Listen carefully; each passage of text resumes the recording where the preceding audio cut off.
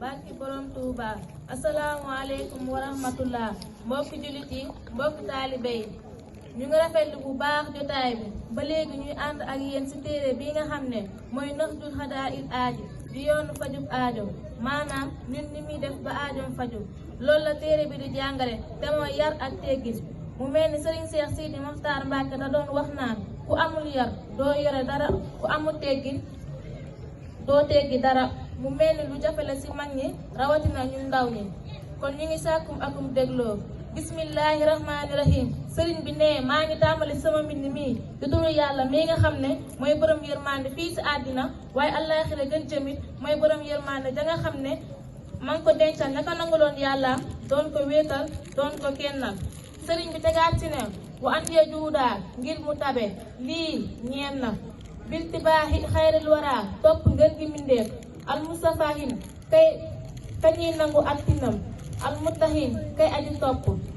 baxda salaati ci ginnaaw dooli teraangaam alayhi ci moom bi salaami àndoon dooli wóolu wa alihi ak ay ñoñam wa sahbihi ak ay sahabaam bi lantisaan ci lu amul yemuwaay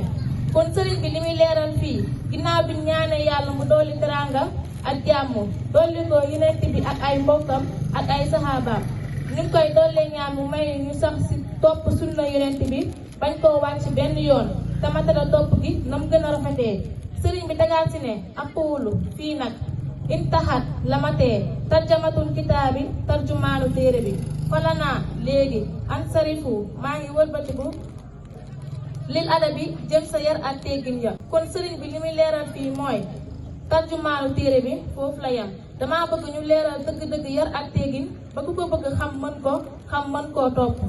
sëriñ bi tegaat si ne ak puulu dinaa wax kay anzima ngir ma woy maa la nga xam ne xat na sara wasoroon na ko at cheikhu sëriñ ba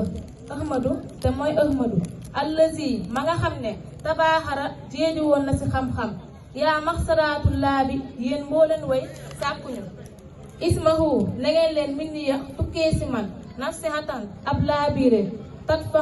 tatfahun hankum welli ci yéen saqaa an texe di maanaam ñàkk texe nasihatan ab laabiire lakum ñeel leen lu wajhillaahi ngir jëmmi yàlla tan bi ha kulli hafilin ngir yee képp kuy aji sàggan wasaahin ak képp kuy juum kon sëriñ bi li muy leeral fii ginnaaw bi ñaane kon sëriñ bi li muy leeral fii mooy yéen moo leen ñuy ut yàlla ak di ut lu baax téere bi ma leen laabiire na ngeen ko dégg bu baax a baax ndax soo leen ko jàppee texe ba faw tàggoot texe di sëriñ bi ne dama leen di laabire rek te yàlla tax bëgg ku amoon sàggan te ñàkk a bàyyi xel ca la ko war mu yeewu ba faw te góorgóorlu ci yar ak teggin te góorgóorlu ca la koy tax a jariñ loolu lañ leen indi loon ci waxtaanu tey bi ñu ngi rafetlu bu baax jotaay bi di tuubaat bu baax ci kàddu yi fi yëkkati xanaa di ci teg benn soññ bu ndaw di ci tàmbali sama jëmb ji di jëru ñangal saar yàlla yàggal ko fi te ànd ak wér yàlla defal ko tawféex yàlla dàqal ko lépp luy lore te lu mu bëgg tamu ne ci xolam yàlla defal ko ci barke yonent bi sallallahu alayhi wa sallam kon di leen wax asalaamaaleykum wa rahmatullah